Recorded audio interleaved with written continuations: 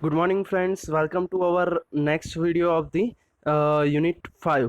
Okay, computer aided manufacturing में हमने total 4 unit जो है वो कंप्लीट कर लिए। फर्स्ट जो था वो था इंट्रोडक्शन, उसके बाद में flexible manufacturing system, okay, FMS जो हमने बोला था। उसके बाद में था GT and CAPP, group technology and computer aided production planning, right. उसके बाद में जो था वो था रोबोटिक्स, जो हमने लास्ट लेक्चर जो कंप्लीट किया उसमें हमारा रोबोटिक्स चैप्टर जो था वो कंप्लीट हो गया है। क्लियर हो? ओके, तो कुल मिला के 4 यूनिट कंप्लीट है। अभी जो है वो हमारा 5वां यूनिट है, यूनिट 5। उसका नाम जो है वो है इंटीग्रेटेड प्रोडक्शन मैनेजमेंट सिस्टम। इसमें मेनली क्या होता है, computer integrated production management system होता है, राइट। तो कंप्यूटर जो है उसका यूज़ करके हम क्या करने वाले हैं, उसको हम प्रोडक्शन सिस्टम में यूज़ करने वाले हैं। देखो यहाँ पे मैंने कुछ एक ग्राफ ड्रॉ किया हुआ है, पूरा एक चार्ट है, राइट। एक फ्लो चार्ट जैसा आपको दिख रहा है। देखो हेडिंग भी लगाया हुआ है, वो क्या है, ट्रेडिशनल प्रोडक्शन प्लानिंग। क्या है? Traditional production planning. Traditional production planning मतलब जो भी प्रोडक्शन प्लानिंग पहले हो रहा था, जब हम कंप्यूटर का यूज़ नहीं कर रहे थे उस टाइम पे जो भी प्रोडक्शन प्लानिंग यूज़ हो रहा था पहले, ओके, वो है ट्रेडिशनल प्रोडक्शन प्लानिंग। क्लियर हो आप लोग? Okay, good. तो ट्रेडिशनल प्रोडक्शन प्लानिंग जो है, ट्रेडिशनल प्रोडक्शन प्लानिंग में क्या था, कंप्यूटर का कहीं पे ज़्यादातर यूज़ हो रहा नहीं था। ओके, तो किस तरह से पूरा प्लानिंग हो रहा था वो यहाँ पे दिखाया हुआ है। देखो हर एक चीज़ यहाँ पे मेंशन है, फुल प्रूफ। ओके, बट पहले हम क्या करते हैं, ये जो वर्ड है उसको एक बार समझ लेते हैं कि भाई यहाँ पे फोरकास्टिंग लिखा हुआ है। ओके, तो उसका मीनिंग क्या होता है और वो किस तरह से ट्रेडिशनल प्रोडक्शन प्लानिंग में वर्क कर रहा था। ओके, तो नेक्स्ट स्लाइड में देखते हैं व्हाट इज फोरकास्टिंग। ओके, तो फोरकास्टिंग जो है, वो forecasting function is concern with projecting और predicting the future sales activity of the firms products. Okay, sales forecasts are often classified according to the time horizon over which they attempt to estimate। देखो यहाँ पे 3 तरह के forecasting हमें दिखाए गए। पहला जो है वो लॉन्ग टर्म है, फिर मिड टर्म है, और लास्ट में जो है वो शॉर्ट टर्म है। ओके, तो फोरकास्टिंग का मतलब क्या है, it is the prediction of the sales. Okay, कि कितना सेल हम कर पाएंगे पर्टिकुलर प्रोडक्ट के लिए, उसे हम बोलते हैं फोरकास्टिंग। तो फोरकास्टिंग कितने टाइप के मैंने यहाँ पे दिखाया, 3 पार्ट में उसको डिवाइड किया गया है। एक जो लॉन्ग रेंज फोरकास्टिंग है, ओके। तो लॉन्ग रेंज फोरकास्टिंग जो है वो 5 साल या उससे ज़्यादा के लिए अगर हम कुछ प्रिडिक्शन कर रहे हैं पर्टिकुलर प्रोडक्ट के लिए और उसके रिगार्डिंग हम कुछ सोच रहे हैं, राइट, तो वो जो है वो आ जाता है लॉन्ग रेंज में। ओके, उसके बाद में जो है वो है mid term, right. Long term के बाद आता है मिड टर्म, जो हम किसके लिए करते हैं, 2 ईयर, 1 to 2 ईयर के लिए अगर हम कुछ एस्टिमेशन लगाते हैं, फोरकास्ट करते हैं पर्टिकुलर प्रोडक्ट के लिए सेल का, राइट, तो वो जो है वो हो जाता है मिड टर्म के लिए। और लास्ट में जो है वो है शॉर्ट टर्म फोरकास्टिंग, राइट। तो ये जो शॉर्ट टर्म फोरकास्टिंग है वो 3 to 6 मंथ के लिए होता है। ओके, आप कुछ नज़दीक का सोच रहे हैं कि भाई 3 से 6 महीने में हम क्या सेल कर पाएंगे, राइट, तो वो प्रिडिक्शन जो है वो है शॉर्ट टर्म फोरकास्टिंग, राइट। जैसे हम आपने वो वेदर की ऐप देखी होगी, राइट, वो क्या करते हैं, फोरकास्टिंग ही करते हैं, प्रिडिक्ट करते हैं कि भाई मौसम जो है वो इस तरह से, मतलब एटमॉस्फेयर वेदर जो है वो आपका किस तरह से वर्क करेगा नेक्स्ट वीक में या 1 महीने बाद। आप कहीं पे भी जाना सोच रहे हो तो वहाँ पे मतलब मानसून सीजन अगर चल रही है तो बारिश कैसी रहेगी, रेनी सीजन है, राइट, तो वहाँ पे कितना ज़्यादा रेन होने वाला है, तो उस तरह से आप क्या करते हो, अपना प्लानिंग चेंज करते हो, राइट। तो इस तरह से ही ये फोरकास्टिंग है कि जिस पर से कंपनी को बेनिफिट होता है कि नेक्स्ट फ्यूचर में कितना सेल होने वाला है, वो आप प्रिडिक्ट पहले से कर लेते हो, तो उस हिसाब से आपका प्लानिंग पूरा हो जाता है। ओके, तो अभी फोरकास्टिंग जो हो गया, आपने एस्टिमेशन मतलब एक एक तरह से आपने क्या कर लिया, एक प्रिडिक्ट कर लिया कि भाई हमारी पर्टिकुलर प्रोडक्ट का सेल क्या होने वाला है। ओके, तो उसके बाद में जो है वो है, आपने प्रिडिक्ट तो कर लिया, चलो भाई इतनी प्रोडक्ट जो है वो हमारी मार्केट में सेल होने वाली है, तो उसका आप क्या करना है, बाद में प्रोडक्शन प्लानिंग करना है। क्लियर हो? क्या करना है, प्रोडक्शन प्लानिंग करना है। ओके, सो प्रोडक्शन प्लानिंग में देखो, this is sometimes called as the aggregate production planning and its objective is to stabilise general production levels for the product groups over the next year or so। It is based on the sales forecast and is used to raise or lower inventories, stabilize production over the planning horizon, and allow for the launching of new products into the company product time. Okay, देखो यहाँ पे क्या समझाया गया है कि भाई production planning है वो कम्प्लीटली किस पर डिपेंड है, फोरकास्टिंग पर। एक बार फोरकास्टिंग हो गया राइट, तो उसके बाद जो करना है वो प्रोडक्शन प्लानिंग है। तो प्रोडक्शन प्लानिंग में बेसिक क्या होता है कि भाई वो देखता है पर्टिकुलर प्रोडक्ट को अलग अलग ग्रुप में डिवाइड करता है, और उसके बाद में सेल्स फोरकास्ट को ऑब्जर्व करके वो क्या करता है कि भाई इन्वेंट्री हमें कितनी रखनी है। इन्वेंट्री क्या है वो आप सभी को पता है राइट, इन्वेंट्री जो है वो क्या है, अगर वो किस इन्वेंट्री को बढ़ाना है किस इन्वेंट्री को कम करना है उसका जो डिसीजन है वो फोरकास्टिंग पर से लगा सकता है। ऑल्सो प्रोडक्शन सिस्टम जो है राइट उसको भी स्टेबल कर सकता है कि भाई कोई मशीन जो है उसका मतलब मैक्सिमाइज यूज़ हो जाए, आपके पास जो स्पेस है उसका भी मैक्सिमाइज यूज़ हो जाए। ओके, तो उस हिसाब से वो एक मतलब पर्टिकुलर डायरेक्शन जो है कंपनी के लिए वो एक प्रोडक्ट लाइन जो है वो प्रिपेयर करता है। ओके, क्लियर हो?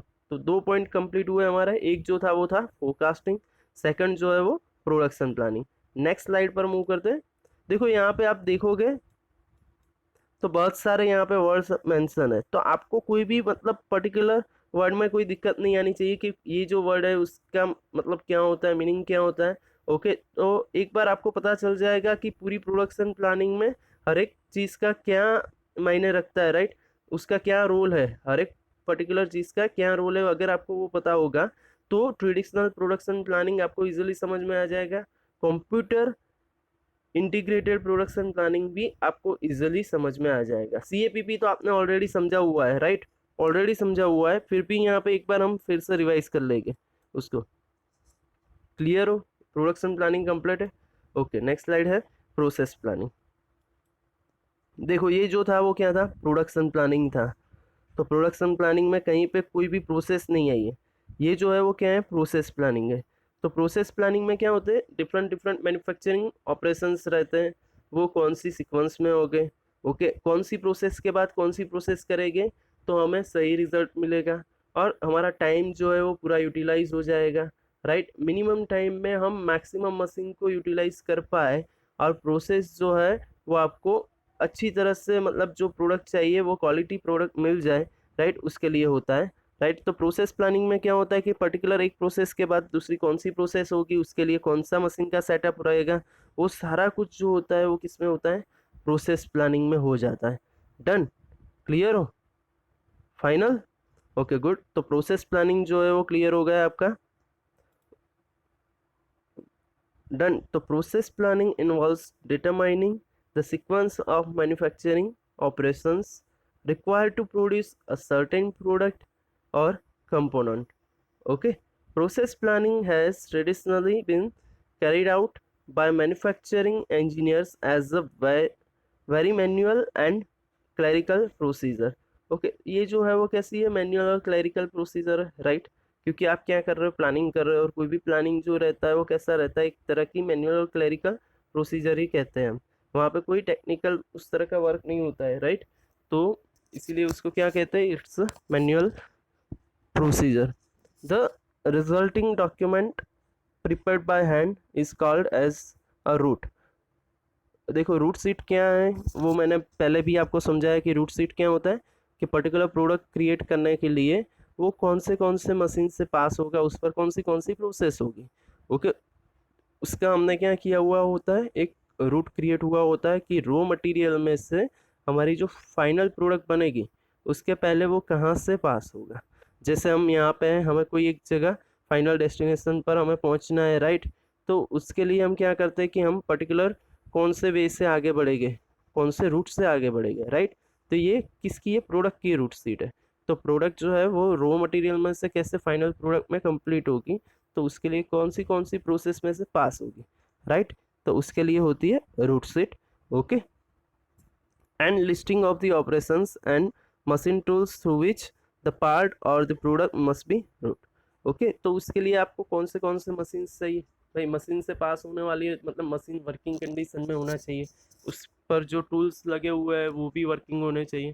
तो ये सारी चीज़ जो है वो कहाँ से आपको पता चलती है? पर्टिकुलर प्रोसेस प्लानिंग से।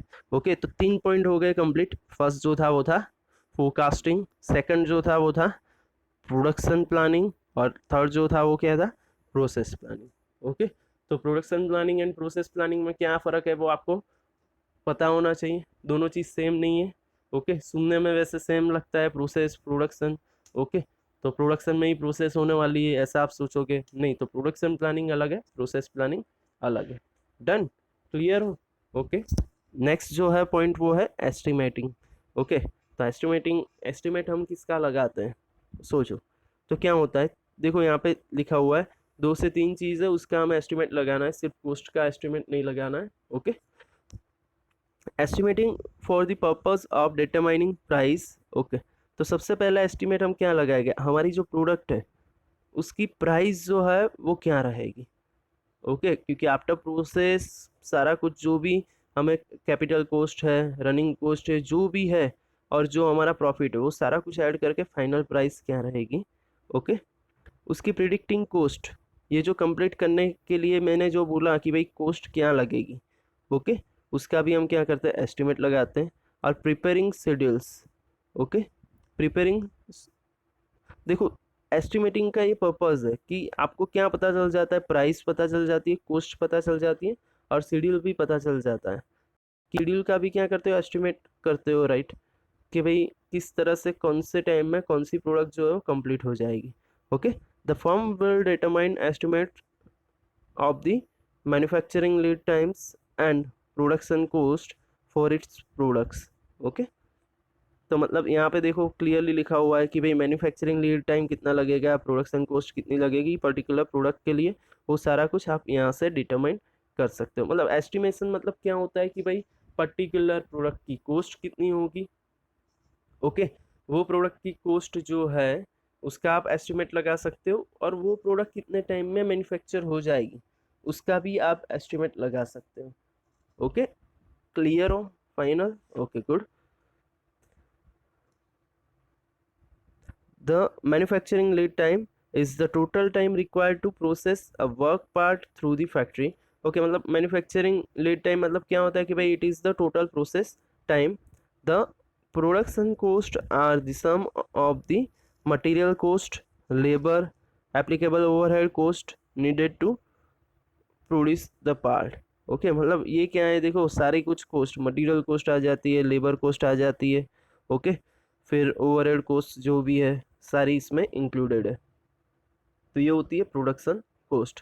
Okay, this estimates of lead times and cost based on the data contain in the route sheet. Okay, तो भाई ये कहाँ से आएगा? तो भाई आप रूट शीट से पता चल जाएगा कि भाई वो कौन से मशीन से पास होने वाला है, वहाँ पे कौन सा मटेरियल चाहिए।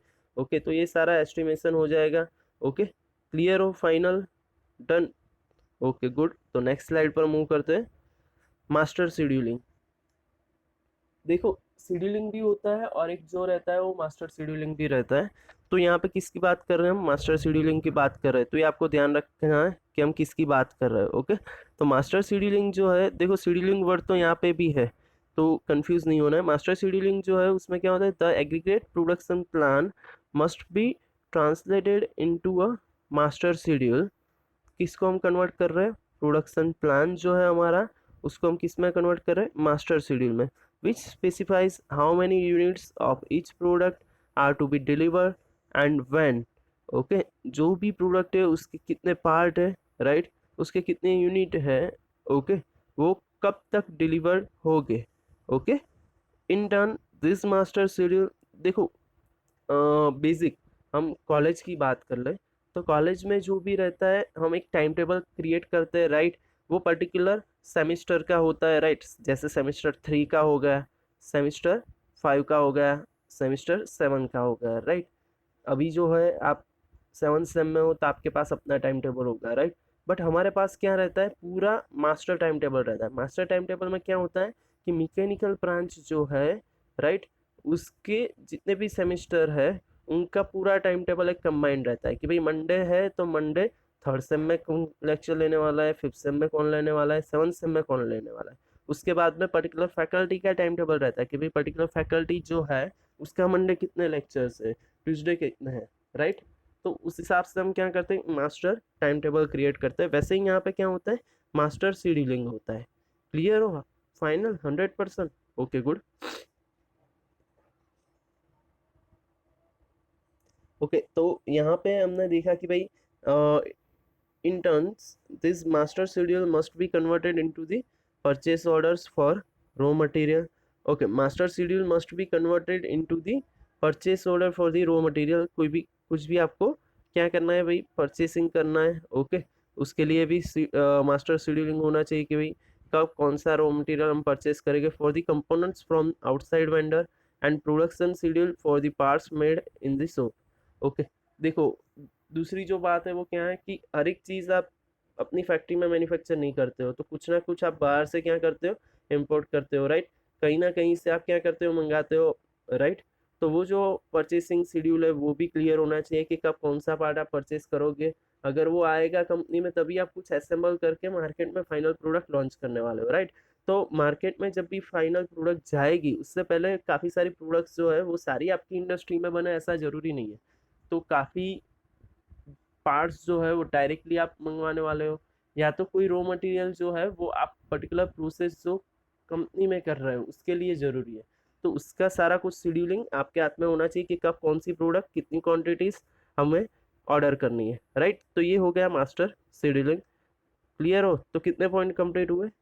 स्टार्टिंग जो था वो था फोरकास्टिंग, उसके बाद में प्रोडक्शन प्लानिंग, उसके बाद में प्रोसेस प्लानिंग, उसके बाद में एस्टिमेट, ओके, और उसके बाद में है मास्टर शेड्यूलिंग। ओके तो कुल मिला के हमारे कितने टॉपिक कंप्लीट हुए, यहाँ पे 5 पॉइंट कंप्लीट हुए। ओके तो उसके बाद में जो है वो है ओके रिक्वायरमेंट प्लानिंग जो है वो क्या होता है। Requirement planning based on the master schedule the individual component and substance that make up each product must be planned. Okay, raw material must be ordered to make the various component, purchase part must be ordered। देखो यहाँ पे क्या बोला हुआ है, raw material must be ordered to make the various component, purchase part must be ordered। okay, and all these items must be planned so that the component and the assemblies are available when needed। Okay तो requirement planning हम क्यों करते हैं।